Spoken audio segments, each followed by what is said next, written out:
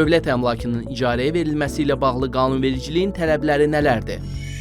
Fiziki və hüquqi şəxslər daşınmaz dövlət əmlakına icarə müqaviləsi əsasında icarə haqqı ödəməklə müddətli sahib olmaq və bunlardan istifadə etmək hüququna malikdir.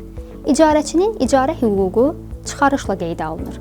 Müqavilədə icarəyə verilən əmlakın tərkibi və dəyəri, icarə haqqının məbləği, icarənin müddəti, əmlakın ikinci əldən icarəyə verilməsi imkanına münasibət, icarəyə götürülmüş əmlakın tam bərpa və təmir etmək sahəsində tərəflərin vəzifə bölgüsü, əmlakın müqavilə şərtlərinə uyğun vəziyyətdə vermək vəzifəsi, o cümlədən icarəçinin əmlakdan müqavilə şərtlərinə uyğun surətdə istifadə etmək, icarə haqqını ödəmək və müqaviləyə xitam verildikdən sonra əmlakın müqavilədə şərtləşdirilmiş vəziyyətdə icarə verənə qaytarmaq vəzifəsi müəyyən edilir.